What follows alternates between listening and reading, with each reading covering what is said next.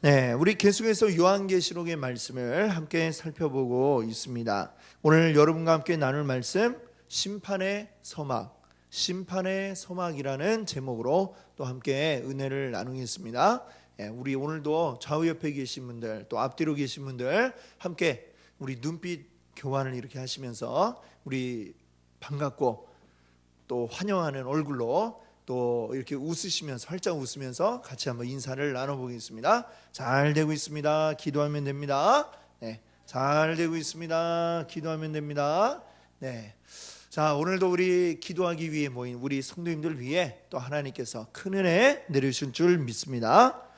오늘 이제 여러분과 심판의 서막이라는 제목으로 보게 될 텐데요. 우리 요한계시록을 우리가 쭉 살펴보면서 크게 네 등분으로 이렇게 나눈다 말씀을 드렸어요. 그 나누는 기준은 사도 요한이 이 요한계시록 가운데에 이렇게 반복되게 쓴 말들이 있어요. 내가 성령에 이끌려 뭐뭐뭐를 보니 하면서 이제 쭉 내가 뭘 보았다 하는 그 계시를 보았다는 이야기를 쓰고 있거든요. 근데 그게 총 4번에 걸쳐서 나오고 있습니다. 그래서 이 요한이 4번에 걸친 계시를 보았다 이렇게 우리가 생각을 하고 그렇게 해서 이제 4등분으로 나누어서 이 말씀들을 생각해 보고 있습니다.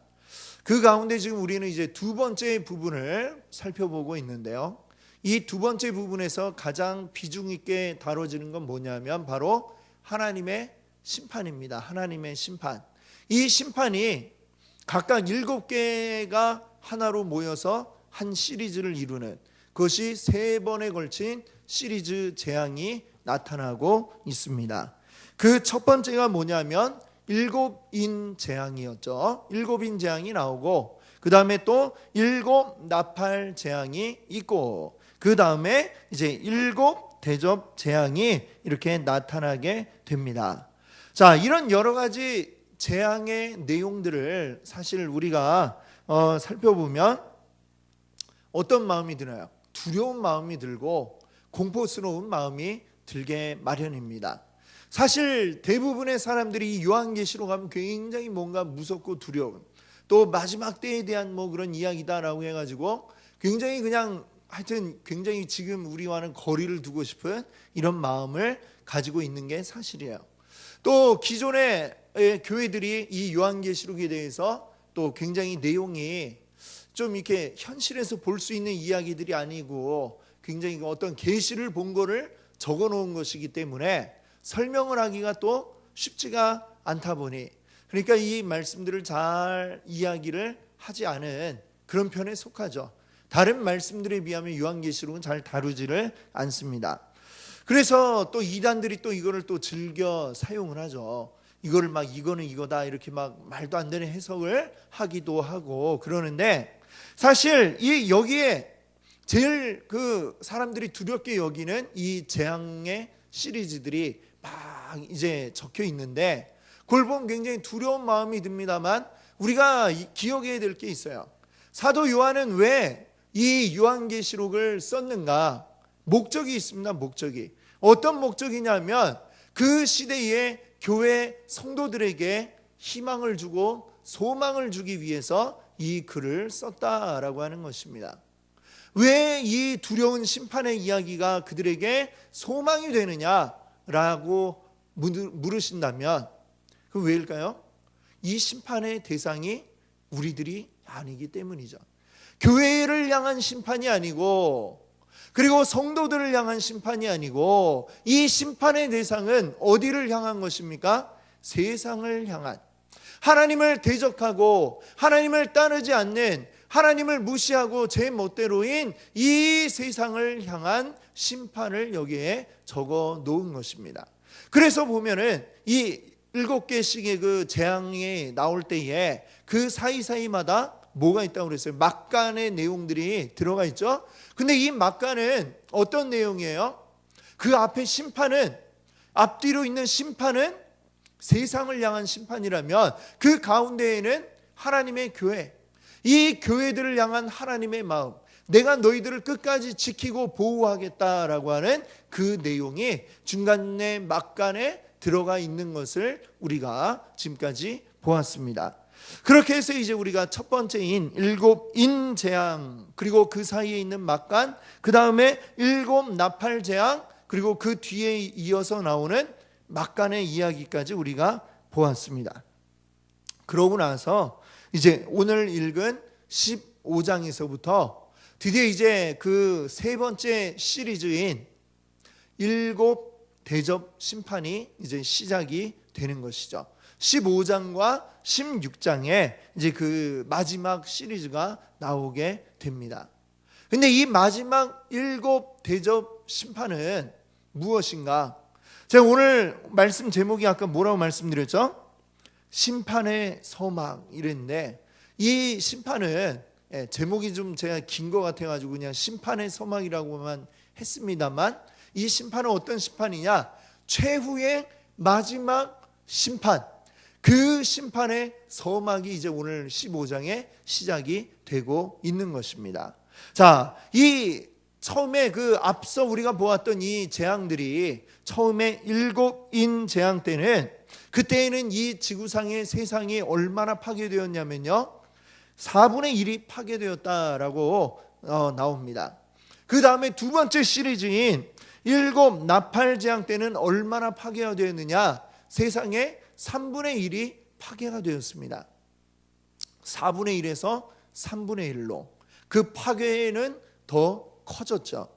그리고 마지막 일곱 대접 재앙에서는 어떻게 될까요? 이제는 뭐 남아있는 거 없이 완전하게 다 싸그리 다 심판받게 되는 그 심판의 마지막 최결정판이라고 이야기할 수 있는 게 바로 이 일곱 대접 심판인 것입니다. 일곱 대접 심판이 이제 나타나게 되는데, 자, 특별히 이 일곱 대접 심판은요, 앞에 두 개의 시리즈와는 조금 다른 모습을 보여줍니다. 물론 그 파괴력도 굉장히 강합니다만, 그냥 그 앞서 나왔던 재앙 시리즈들은 그냥 첫 번째 천사가 나와가지고 바로 뭐 인을 떼고 뭐 그 다음에 또 나팔을 불고 이렇게 바로 시작이 되는데, 오늘 우리가 읽은 이 15장을 보니까 어때요?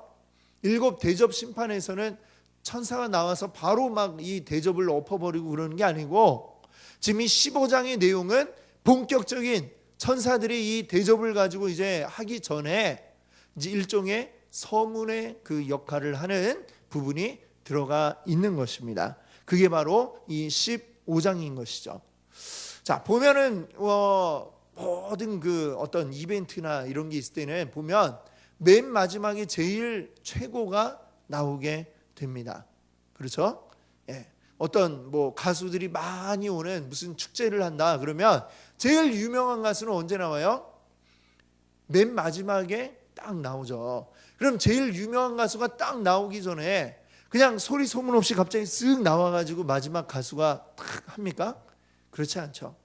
자, 뜸을 들이죠. 사회자가 뜸을 들여요. 자, 이제부터 모실 분은 누구시냐? 하면서 이분에 대해서 이제 설명을 하고 사람들의 마음이 막 흥분되게, 그리고 막 기다려지게 만들어 놓고 소개합니다. 딱 이러면 이제 마지막 제일 이제 몸값 비싼 가수가 쫙 나와가지고 노래를 탁 불러주는 거죠. 마치 그것처럼 지금까지 나왔던 이 재앙들, 일곱인 그리고 일곱 나팔 이 재앙들은 말하자면 이제 급이 다른 거예요.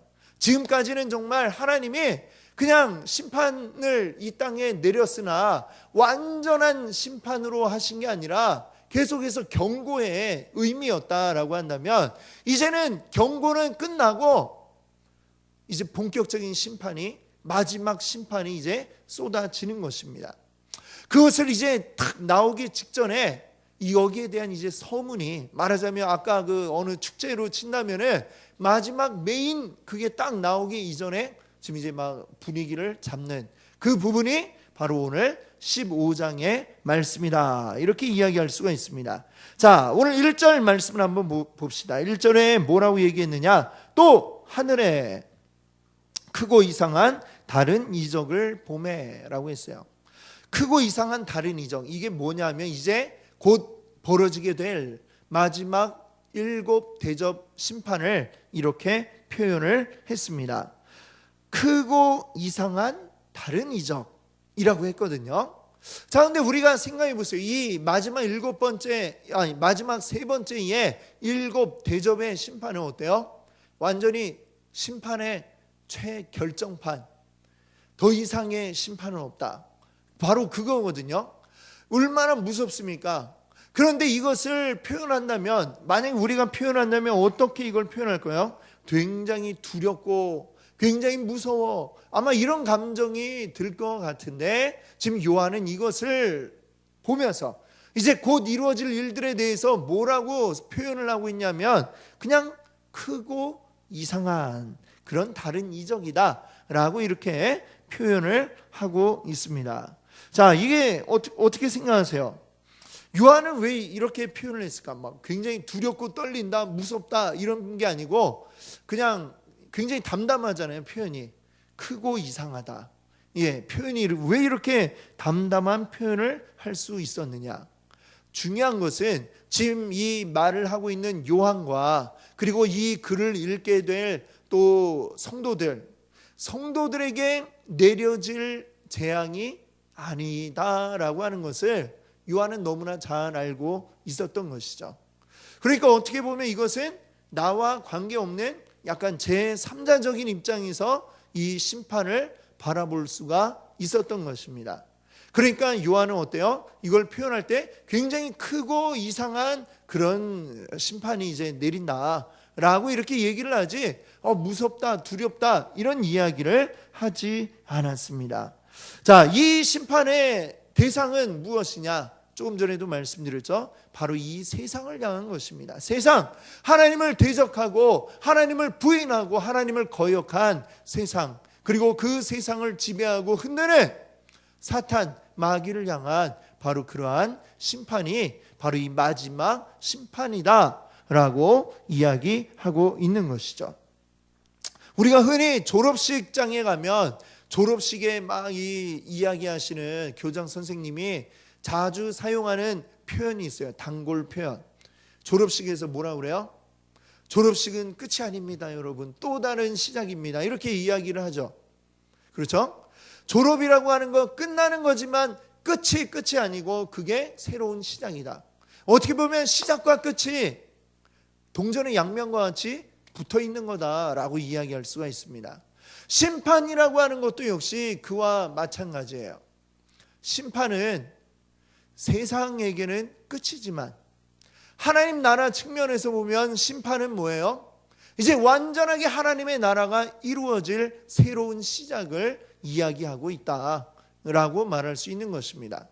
심판과 하나님의 나라의 시작은 같이 맞닿아 있고 그것은 동전의 양면과 같이 뗄 수 없는 것입니다. 하나님 나라가 완전하게 임하기 위해서는 어떻게 해요? 모든 악에 대한 심판이 이루어지지 않으면 하나님 나라는 완전하게 이 땅 가운데 임할 수 없는 것이죠. 그래서 이것은 같이 붙어 있어요. 그러면 요한의 입장에서 볼 때에 요한은 지금 어느 편에 있어요? 하나님의 편에 서 있어요. 그러면 이 심판이 내려진다는 것을 요한의 입장에서 생각하면 뭐예요? 드디어 우리를 괴롭히던 이 세상의 악들이 드디어 심판을 받는구나. 드디어 이제 하나님의 영원한 나라가 완전하게 우리 가운데 임하겠구나 라는 그러한 기대를 또한 가지게 될 것입니다. 그렇기 때문에 요한은 이렇게 굉장히 담담한 표현을 사용을 한 거죠. 크고 이상한 이적을 보매, 이렇게 표현을 할 수 있었다라고 하는 것입니다. 자, 그 뒤에 보니까 2절에 보니까요, 또 내가 보니 불이 섞인 유리바다 같은 것이 있고 라고 했습니다. 유리바다, 이 지금 요한계시록에 먼저 나왔던 그런 표현입니다. 자, 유리바다는 어디에서 나왔냐면은 앞에 4장 7절에 나오고 있습니다. 근데 유리바다 어디에 있냐면 하나님 나라의 하나님 보좌 그 옆에 바로 앞에 펼쳐진 유리바다를 표현하고 있는 게 4장 7절에 나와 있습니다. 그 하나님 나라를 이렇게 쭉 위에서 이제 조망한 것 같이 보여주고 있죠, 4장에서. 그런데 그 모습이 지금 어떠하냐? 마치 하나님의 보좌가 탁 높은 데 있어요. 있는데 그리고 그 주변에 누가 있다라고 이렇게 표현이 되어 있습니까? 네 생물과 12장로가 이렇게 있다라고 표현을 하고 있죠. 그런데 그 사이에 뭐가 있다라는 표현이 있냐면 유리바다가 이렇게 펼쳐져 있다라고 했어요. 유리바다. 마치 유리와 같은 바다가 펼쳐져 있는데 이게 우리가 생각하기에 이렇게 좀 이렇게 하나님 보좌 가운데 있고 그다음에 유리바다가 있고 그다음에 네 생물과 12장로들이 이렇게 있는 것처럼 이렇게 점점 돼 있는 것처럼 생각이 되지만 사실 어떻게 보면 이게 좀 더 이렇게 입체적으로 우리가 생각을 하면 하나님 보좌가 굉장히 높은 데 있어요. 높은 데 있고 유리바다가 이제 그 밑에 쫙 이렇게 있는 거죠. 유리바다가 지금 이 나머지 피조물들이죠. 피조물들과 하나님과의 보좌의 사이를 이렇게 쫙 구분하고 있는 유리바다가 이렇게 펼쳐져 있다. 요 밑에. 그리고 그 밑에 12장로와 그리고 네 생물이 이렇게 밑에 있다. 이렇게 아마 생각을 하시면은 그게 더 정확한 표현이 될 것 같아요. 그러니까 이 유리바다라고 하는 것은 뭐냐면 하나님의 위엄, 그 어떤 것들도 하나님께로 가까이 다가갈 수 없는 하나님의 높으신 위엄과 영광을 보여주는 것이 바로 이 유리바다다. 이렇게 이야기할 수가 있습니다. 자, 그러면 그 불이 섞인 유리바다라고 하면 불이라고 하는 것은 성경에서 어떤 것들을 상징하나요? 심판을 상징하기도 하죠. 불이. 예, 그렇습니다. 하나님의 어떤 분노, 하나님의 진노하심, 죄에 대한 진노하심이 지금 이 불로 표현이 되어 있는 거죠. 불이 섞인 유리바다. 지금 하나님의 영광과 위엄을 나타내는 유리바다 가운데 불이 막 불길이 일고 있다. 이 이미지가 이제 둘이 합쳐짐으로써 우리는 무엇을 떠올릴 수 있느냐? 바로 이제 심판으로 이 세상 가운데 임하실 하나님의 위엄, 그런 모습을 우리가 떠올려 볼 수가 있는 것입니다. 자, 2절에 보면 이제 계속해서 그 유리바다 같은 것이 있고 그 다음에 뭐라고 그랬어요? 짐승과 그리고 그의 우상과 그의 이름의 수를 이기고 벗어난 자들이 거기에 이제 서 있다라고 했습니다. 짐승과 그의 우상과 그의 이름의 수를 이기고 벗어난 자들, 그들이 누구일까요? 짐승은 우리가 뭘 표현합니까? 우리가 앞에서 보았죠. 우리가 앞에서 보았던 그 막간에 나오는 이 짐승은 뭐예요? 바로 사탄을 의미하고 있습니다. 사탄과 그의 우상 그리고 그의 이름의 수, 바로 666으로 표현이 되었던 바로 그 사탄의 수죠. 자, 이 모든 것들을 이기고 벗어난 자들, 사탄이 지금 이 세상을 지배하고 있는데 그것을 이기고 벗어난 자들이면 어떤 자들이겠어요? 하나님의 백성, 즉 하나님의 교회를 이야기하고 있는 것입니다. 하나님의 백성, 하나님의 교회인 자들을 여기서 이렇게 표현을 하고 있습니다. 자, 그들이 이제 무엇을 하고 있나요? 그들이 보니까 그 유리바다 가에 서서 그 다음에 어떻게 했어요? 하나님의 거문고를 가지고, 자, 악기를 거문고를 하나씩 들고 그 다음에 3절을 보세요. 3절에 보니까 노래를 부르는데 어떤 노래를 불렀느냐? 3절 보세요. 뭐라고 했죠? 하나님의 종 모세의 노래, 어린 양의 노래를 불러 이르되 라고 했습니다. 자, 모세의 노래 그리고 어린 양의 노래라고 했습니다. 자, 이 노래가 실제는 어린 양의 노래, 어린 양은 누구예요? 바로 예수 그리스도의 노래인 것이고, 그 노래를 부르는데 지금 그것과 비슷한 모세의 노래를 다시 이야기하고 있습니다. 성경에 보면 모세의 노래가 나오고 있는데 어디에 나오나요? 출애굽기 15장에 보면 1절부터 8절까지의 모세가 부르는 노래가 나오고 있습니다. 근데 출애굽기 15장은 지금 어떤 상황에서 모세가 노래를 불렀을까요?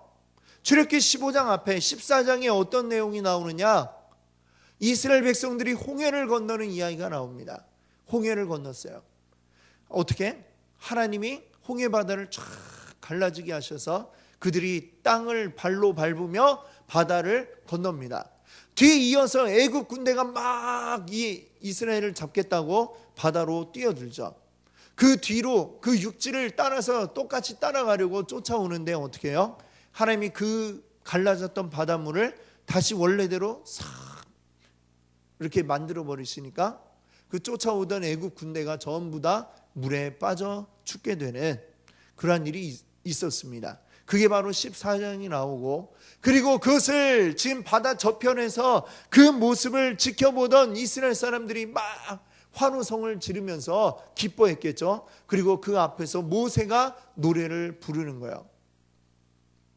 내가 주를 찬양하리, 높고 영화로우신 주, 말과 그 탄자들을 이기셨도다 하면서 이제 막 노래를 불렀습니다. 자, 그 노래를 부르는 상황과 지금 이 시간, 이제 곧 하나님께서 7 대접 심판을 가지고 이 세상의 모든 악들을 벌하시게 될 때 나타날 상황하고 굉장히 지금 비슷한 상황이 되는 것이죠. 그래서 그때에 불렀던 그 모세의 노래와 이제 지금 이 교회가 부르게 될 어린 양의 노래하고는 굉장히 비슷한 내용을 가지고 있다라고 이렇게 이야기할 수 있습니다. 상황이 약간 다르다고 한다면 어떤 게 다를까요? 그때에는 하나님께서 애굽 군대를 치셨고, 그리고 지금 이 요한계시록에서는 하나님이 세상과 그 세상을 짝한 모든 자들을 치실 것이다 라고 이야기하고 있습니다. 그렇게 함으로써 또 구원받는 자들은 누구예요? 출애굽기에서는 이스라엘 백성들이 구원에 이르렀습니다만, 이 요한계시록에서는 누가 구원에 이르게 됩니까? 세상 모든 나라의 하나님 믿는 하나님의 백성들이 구원받게 될 것을 이야기하고 있습니다. 이런 약간의 차이를 빼고는 동일한 점을 노래하고 있는 것을 우리가 보게 됩니다. 그 모든 구원이 어디로부터 왔느냐? 하나님이 이렇게 하셨고 하나님이 우리를 구원하셨도다라고 하면서 찬양하고 있는 그 내용이 이제 3절과 4절에 나오고 있는 것입니다. 자, 이 노래가 끝난 이후에 이제 5절에서 8절 사이에 보면 본격적으로 이제 그 7 대접 심판을 내릴 준비가 이루어지게 됩니다. 자, 5절을 보세요. 5절을 보니까, 자, 2일 후에 내가 보니 하늘에 증거 장막의 성전이 열리며 라고 있습니다. 자, 장막으로 된 성전, 이거는 이스라엘에서 건물로 되어 있는 그 성전을 짓기 이전에는 출애굽 때에 만들어진 그 성전은 바로 장막 성전이었던 것을 우리가 봅니다. 장막 성전, 이스라엘이 출애굽할 때에 그 들고 다니면서 그리고 이동하는 곳마다 옮겨 다니면서 설치하였던 그 장막으로 이루어진 성전. 자, 그 성전의 가장 깊숙한 곳을 우리가 지성소라고 부르는데, 지성소 안에는 하나님의 궤가 있었습니다. 그리고 그 하나님의 궤 안에는 무엇이 있었느냐면 3가지 물건이 들어있었는데, 하나는 바로 모세가 시내산에서 하나님께 받았던 10계명이 새겨져 있는 2개의 돌판, 그것이 이제 하나고요. 그 다음에 또 하나는 뭐냐면 바로 뭐죠? 이스라엘 광야의 계속해서 내렸던 만나, 그 만나를 넣은 항아리가 그 안에 또 들어가 있습니다. 또 하나는 뭐냐면 아론이 들고 다니던 지팡이인데 하나님께서 그의 지팡이에 싹이 나게 하셨습니다. 아론이 1, 2년 들고 다닌 게 아니라 완전히 말라가지고 딱딱하게 굳어져 있는 그 나무, 싹이 날 수가 없는, 쉽게 생각하면 우리 지금 요 앉아 계신 여러분의 의자에서 싹이 난다 그러면 이게 가능하겠습니까? 절대 그럴 수 없죠. 그런 일이 나타난 거예요, 하나님의 능력으로. 자, 이 3가지 것들은 다 무엇입니까? 이게 그냥 자연에서 일어날 수 있는 현상이 아니라 하나님이 살아계심을 나타내고 증거하는 증거들이 그 성전의 가장 깊숙한 곳 여호와의 궤 안에 들어가 있었던 것이죠.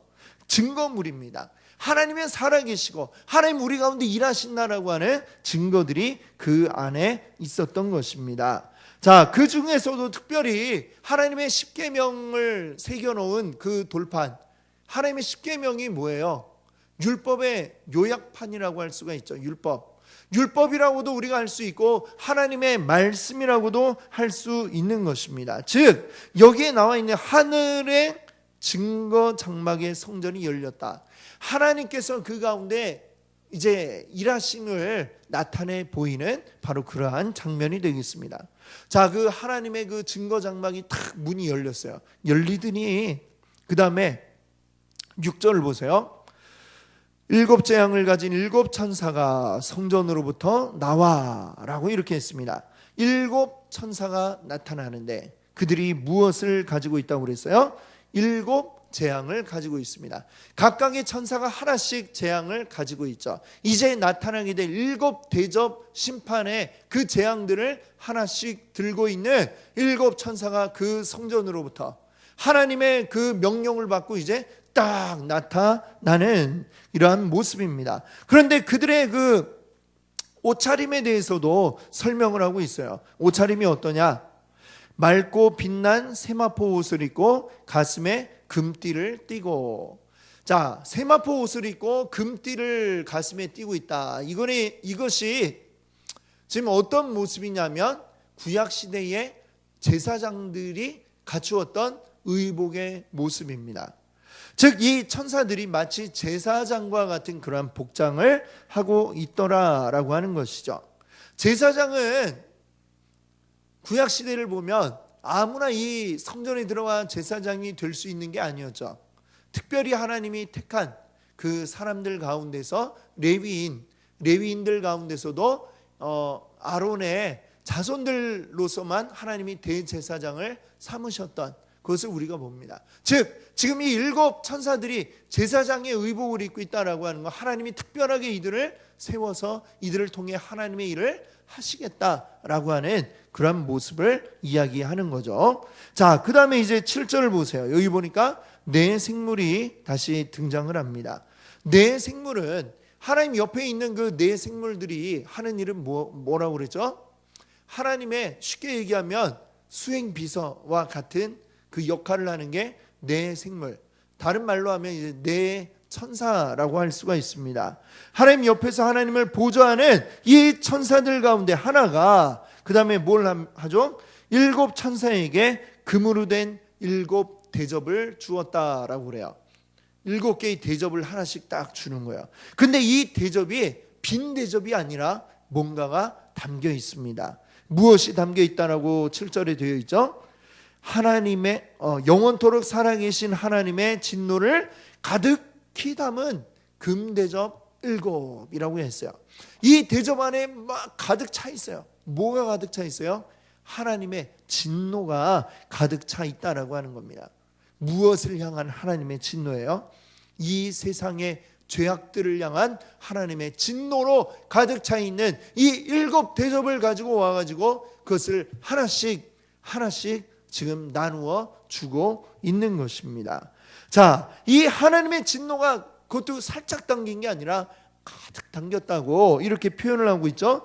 그것을 7개를 갖고 왔으니 쉽게 표현하면 핵폭탄을 지금 7개를 가지고 와서 하나씩 지금 뭐라고 그럴까요? 마치 폭탄 테러범들이 이렇게 비유하면 좀 너무 좀 그렇지만 이 테러를 할 사람들에게 하나씩 지금 맡겨주고 있는 것 같은 그 모습처럼 아주 비장한 지금 그런 모습이 상상을 할 수 있습니다. 물론 테러범들이 여기에 비교가 될 수는 없겠지만 그렇다는 얘기죠. 그 하나님의 재앙이 이제 7 대접으로 인해서 나타난 이 재앙이 얼마나 크고 무서운 것인가라고 하는 것을 우리가 이 장면을 한번 생각해 봄으로써 그런 것들을 느낄 수가 있습니다. 자, 그 하나님의 진노의 재앙의 맹렬함이 어느 정도인가? 8절은 이렇게 표현을 하고 있습니다. 7 천사의 7 재앙이 미치기까지는 성전에 능히 들어갈 자가 없더라. 자, 일곱 천사 일곱 재앙이 마칠 때까지는 성전 안에 아무도 들어갈 수가 없다. 자, 예를 들면 그런 거예요. 이 일곱 천사들이 이제 딱 명령을 받고 이제 가갖고 이것을 대접을 하나씩 엎을 때마다 이 땅에 하나님 진노의 재앙이 내려요. 누군가가 우와 이거 너무 심한 것 같아요 하고 막 하나님한테 가가지고 말리려고 하나님 성전으로 막 들어간다고 칩시다. 근데 그렇게 아무도 할 수가 없다는 거예요.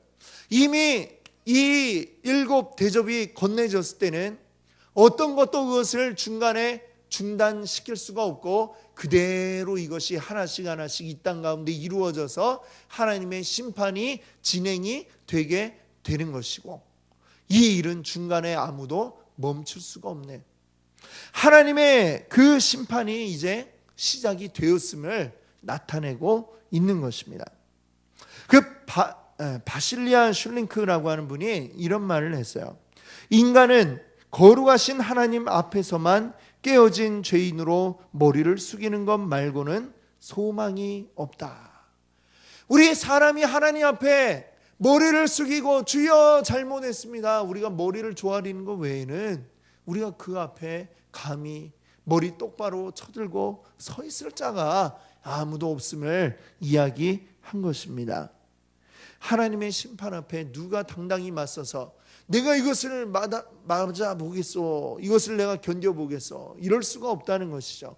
하나님의 우리를 심판하기로 작정하시면 그 심판을 벗어날 자가 없고 심판 가운데 살아남을 자가 아무도 없다라고 하는 것입니다. 세상 가운데는 사람의 그냥 막연한 어떤 기대감으로 하나님은 사랑의 하나님이신데 그 사랑의 하나님이 설마 영원한 형벌에 우리를 버리실 리가 없다, 뭐 이렇게 말하는 사람들도 있어요. 그러나 그렇게 말하는 사람들은 하나님을 하나는 알고 둘은 모르는 반만 아는 사람들입니다. 아니라면 그들은 사람들을 속이고 있는 것입니다. 하나님은 분명히 우리에게 사랑의 하나님이시지만 성경은 또한 우리 하나님이 공의의 하나님이시라고 말씀하고 있습니다.